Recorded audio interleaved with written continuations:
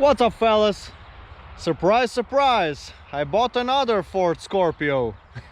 Actually, I bought this one quite some time ago. The main thing, again, just like with the Scorpio Cosworth I bought, the main reason I bought it is, of course, the engine. And some other things like brakes and suspension and such. I don't know about you, but if you ask me, this one is much prettier than the other one, you know, the second generation, I believe. This one isn't really the first generation, but it is the first generation's, you know, at least outer shape. And again, I'm telling you, it's it's quite sexy here. This is, you know, okay, here's a little bit crashed, but just look at those curves, you know. This really is a proper business class shape. Just like I said, I bought this quite some time ago, and we're not gonna just leave it here. What I'm actually gonna do is just, as you might have imagined, load it on the recovery truck here and then get it running, you know, so you get that high-class business feel of driving such an automobile. Just like most of the old Fords I buy, this one was also standing still for quite some time. Very long time. I found it sitting under a fig tree. The owner told me that it was sitting there for 15 years or so, maybe even more. However, it has got the right engine in it. Oh yeah, recognize this one? This is the good old Cologne 2.9 liter V6 engine. That's the very same engine I got in the Racing Sierra Coupe right now. As you can see, this one has been converted into some sort of an LPG gas or something. We sure will be removing this as soon as possible. But the engine actually turns over freely with the starter. Of course, those ignition leads are damaged, you know. As you can see here, something or someone must have ate those animals.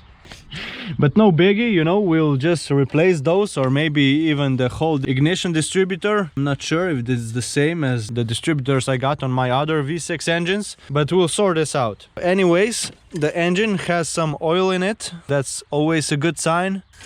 But yeah, the plan is to just put it on the truck, get it home, and we'll carry on from there. We can also take a look at the interior. Not that bad at all. A bit dirty though, I will say. But other than that, the interior is actually in pretty good condition. Check it out. It's got the electric sunroof and everything. It's got some computer here. I guess this is the travel computer. We got the radio along with it, and even a Croatian number plate. Great. We'll be taking a closer look at all of this later. But yeah, just you know, just for feel. It is pretty complete in a sense, and yeah, I'm not really sure what we'll do with all the interior, but I might use it in a Sierra maybe.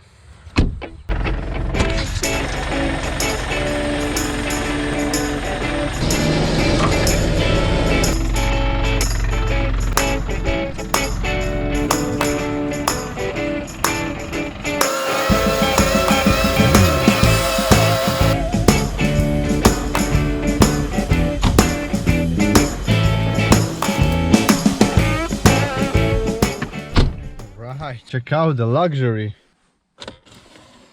Oh yeah, it's like new in there. It says 146,000 kilometers driven. That is really low for such engine. Okay, let's try and let it down there. Actually, even the brakes aren't sticking that critically. That's impressive. After all that time, you know, staying still. This is quite impressive. The brakes work great.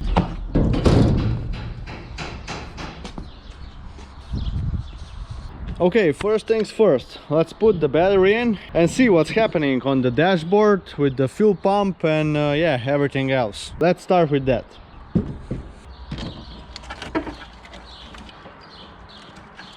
Alright, with the battery in now, let's go ahead and try getting the ignition on. So we'll see what's happening here.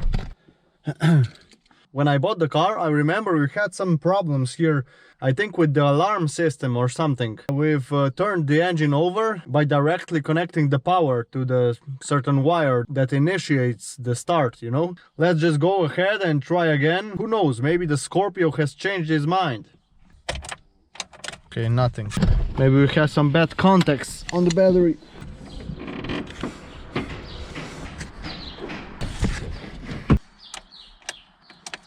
Well, maybe the battery is dead. It showed okay when I was, you know, charging it. Okay, let's try again with this one. Okay, our key here seems to be falling apart. But yeah, this won't stop us, right? Oh, right. I can hear the fuel pump doing something back there. But it isn't really a pleasant sound. The gas tank might be empty, you know, that would explain it, right? Okay, let's try if the starter motor gets engaged. Okay, it does, but yeah, very slow paced. So now we're gonna go step by step. First of all, we're gonna try the fuel pump.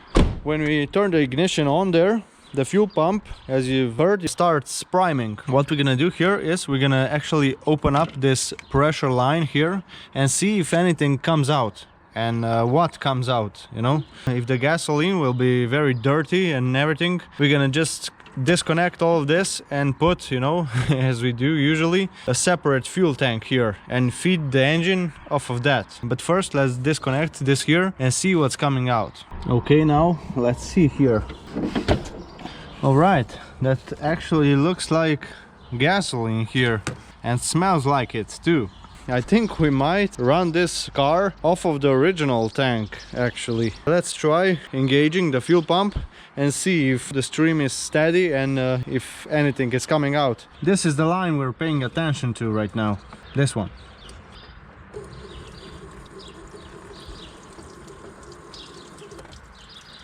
Okay, we got something. Given that this actually looks like quite clean gasoline, you know, it's not too rusty, brownish color or anything. So we are gonna actually try and just connect everything here and try using the original pump. We might just pour in some more fuel, you know, as the fuel level gauge is showing empty. Okay, so it seems we got the fuel kind of covered, you know, at least it's giving us some hope. Regarding the battery and the slow turning of the engine, we're gonna sort this out by connecting another battery to this one, or even maybe driving another car next to it to get that proper electric boost. I'm actually kind of surprised, you know, in a good way. We might just get this thing running today. The only thing we need here to really try to start this engine is some ignition leads. Maybe some of those, the ones that are whole and in one piece, I might try using them. But you know, the ones that look like this one, those are shot, you know, those are throwaway. But yeah, I'm gonna just check all the wiring and yeah, find me some ignition leads. Then we'll have to connect it to the corresponding cylinder spark plugs, and then we'll actually try and start this thing. First thing we're missing here are those extensions or adapters. Those are actually from this engine. I've taken them off because I've been testing some stuff on the other Sierra. We'll just put these right back on. We'll have to make sure there is a best chance of good contact here. Looking rather nice. Down here lays the coil. This one will go to the middle one, of course, and then this ignition distributor, as the name suggests, will distribute the spark going from the coil to each cylinder, of course in the correct order, if you connect everything right. Okay, first of all, let me tell you how the cylinders are numbered. The cylinders go 1, 2, 3, 4, 5, 6. And the ignition order is very simple. It's 1, 4, 2, 5 and 3, 6. So the cylinders go like bang, bang, bang, bang, bang, bang, and that's it. This one actually turns in that direction. Here we got numbered cylinder number 1. There is a 1 marked under there. So we have to connect the ignition leads in regard to the correct ignition sequence. So 1 will go to here, this one will go here, this one will go here, this one will go here, and so on, you know. But yeah, now let me check all the ignition leads and then source some extra ones to replace the ones that are chewed up. Okay, we won't be using this one. We won't be using this one either.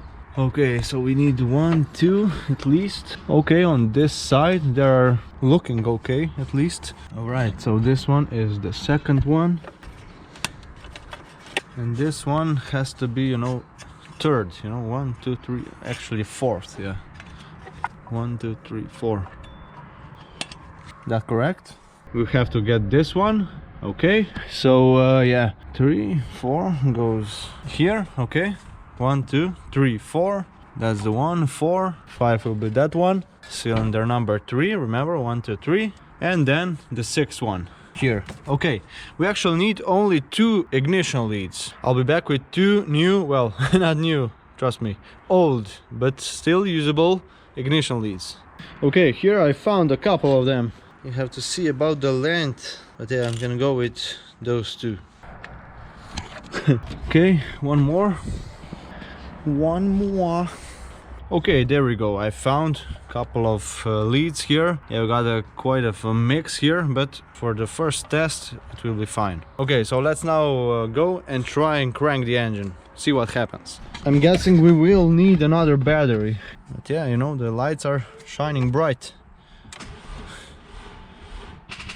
The battery is just too weak, you know. We have to get another battery, and if that doesn't work, we're gonna actually drive another car here and really boost start this engine. Okay, let's go. We got another supposedly full battery connector here with these thick cables. So let's try again, shall we? Turn off the lights. Okay.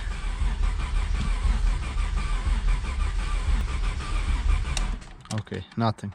I'm guessing we have no spark. So let me go through all the connections here, through the coil connections here and everything, and we'll try again. We can actually check for spark. I just pulled this off of the distributor, and while cranking there should be jumping spark from here onto the ground. So let's see about that.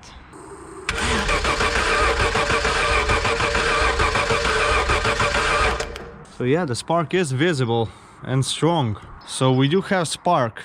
Now the next thing, we could just try pouring some gasoline here and also in the tank as well. We had some gasoline pouring out of the lines here before, but it isn't necessary, you know, that's enough. The next thing that could be a problem is that the injectors aren't firing for any reason. So let's try pouring some gasoline here and get this thing at least coughing a little.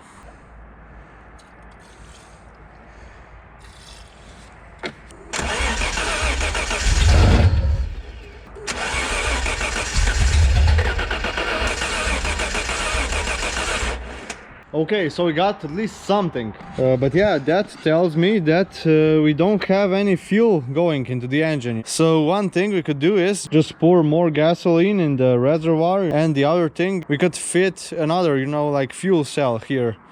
First, let's try putting some more fuel in here and see, maybe it will wake up, who knows.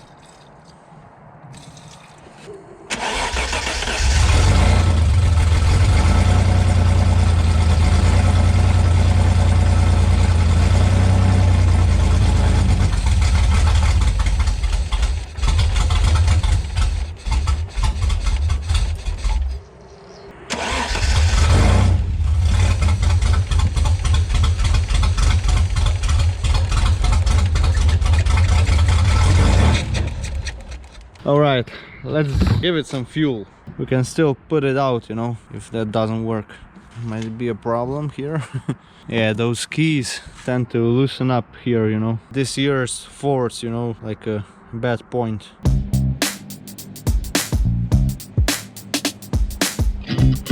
Alright, so it's actually the next day, and as you can see, I've put the Scorpio inside. So yeah, let's carry on. I've actually put some more fuel inside the car, 15 liters or so, and we're gonna carry on where we left off. With some more gasoline inside the fuel tank, we're gonna go ahead and try starting the engine yet again.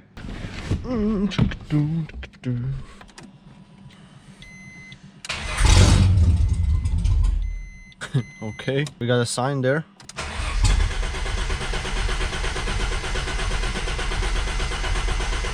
And that was it. I'm highly suspicious of this LPG, you know, like gas thingy here. This might be the cause of our lack of fuel in the engine. This thing should start by now. Let's check the voltage supply to the injectors. Ignition on.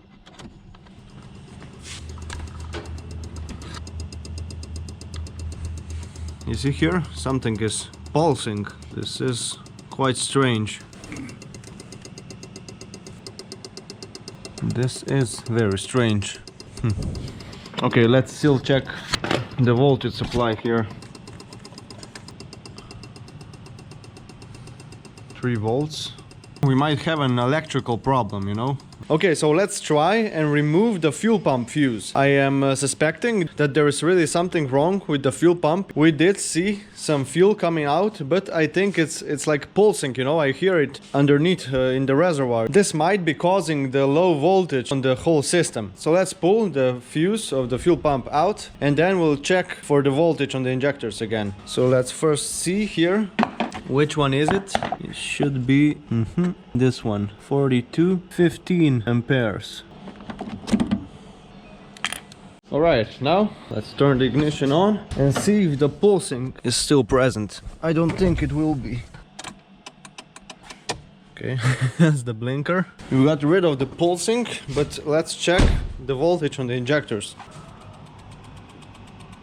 Okay, I still hear some clicking noise. Not sure what it is. And yeah, it's the same.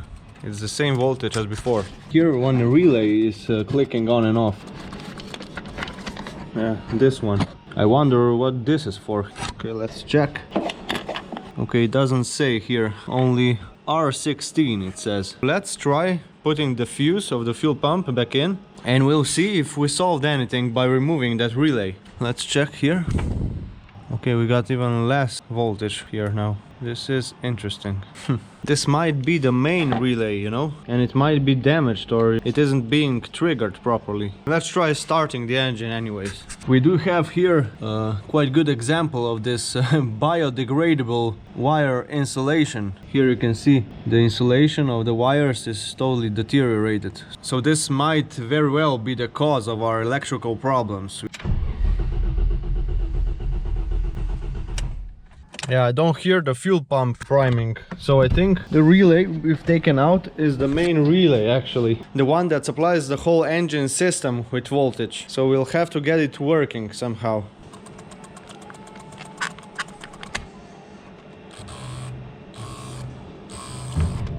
We can try replacing the relay, but I don't really think there's something wrong with the relay. I think it's getting triggered falsely. So I've actually found another Ford relay, exactly the same pin out as the one that was here. So let's try plugging this in, just to cancel out the chance of the relay being faulty.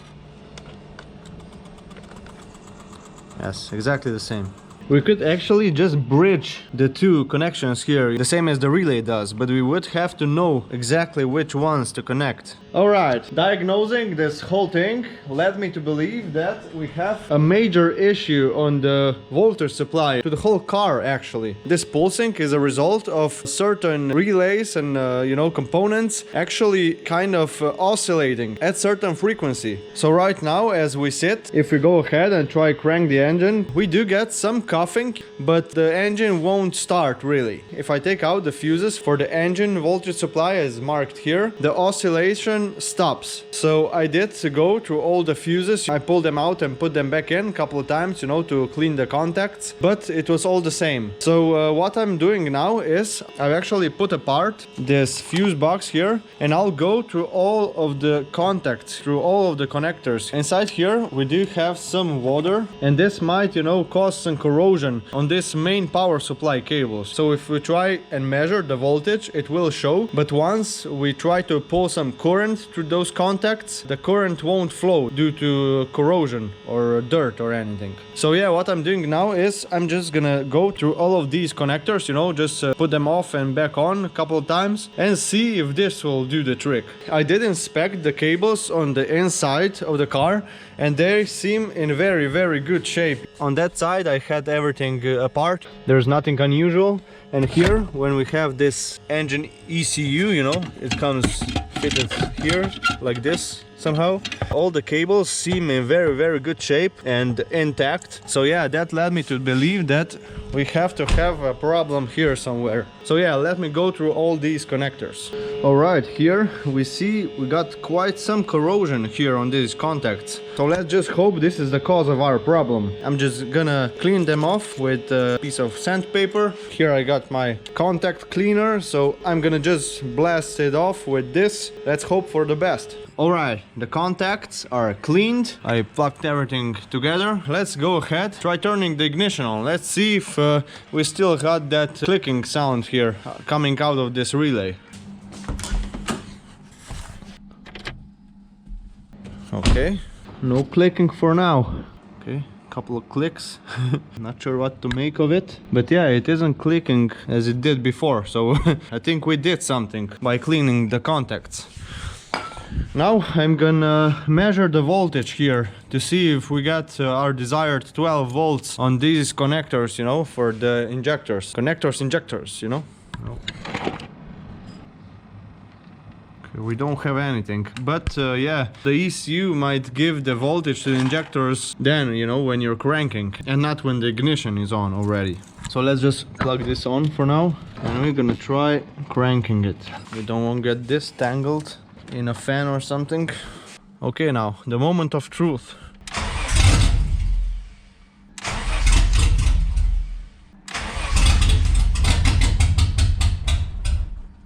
No real difference. What are we missing here?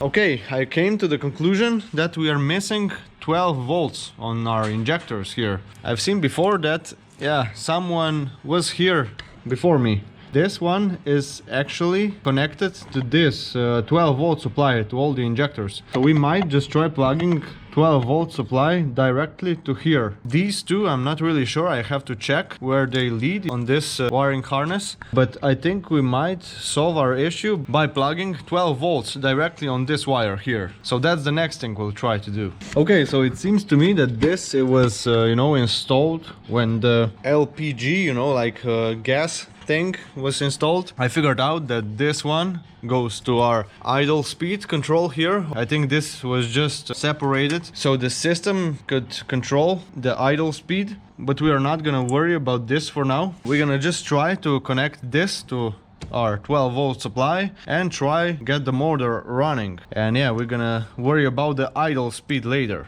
But I think what we'll do is just connect these two wires. This one was actually cut, you know, so this module for the gas came in between here, sort of.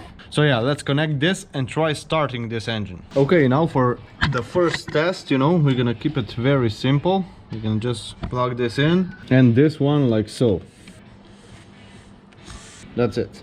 Now just double check that we really have the 12 volt supply to the injectors, and there we have it, 12.3. okay, I'm happy with that. Plug this back on. Okay, let's try starting it once again.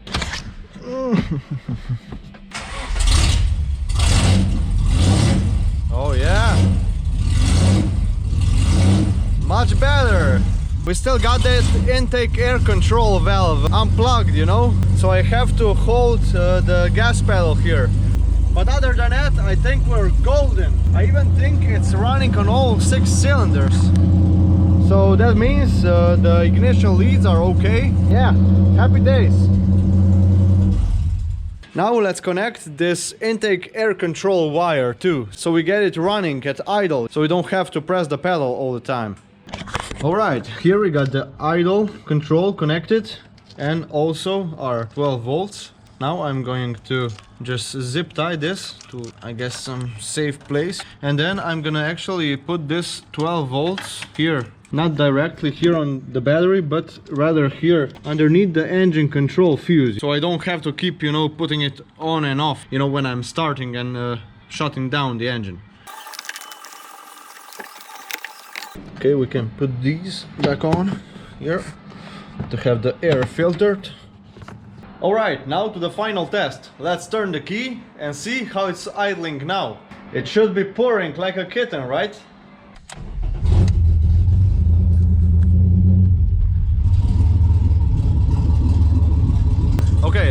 angry kitten, like a tiger maybe.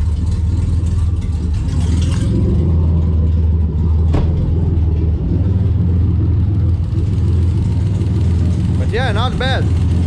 Obviously it's got no exhaust, but I think it's running on all 6 cylinders.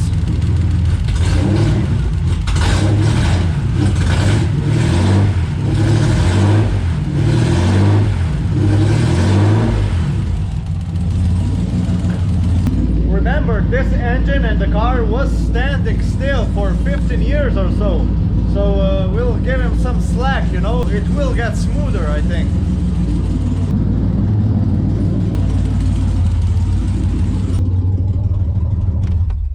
Alright, great success yet again. I will say that at some point I did kind of doubt a little that we'll get this car running, especially with those funny, weird electrical issues. But yeah, there we go. The engine is running and we're ready to go for a test drive. If we didn't succeed in getting this car running on this wiring and this existent wires and everything, here look, I did actually pull out another wiring off of the very same engine. This is the engine I got in the Sierra Coupe, right there. And it's really the very same exact engine. Even the ECU label here match like this, OGGA. But yeah, this won't be necessary, although this one has actually a kind of super chip here added. So we might actually change this ECUs, you know, just to see what actually this super chip does. If you liked spending the time with me here and my Scorpio and like this kind of content overall, make sure to leave us a like and subscribe to the channel, and I'll see you the next time. Be good!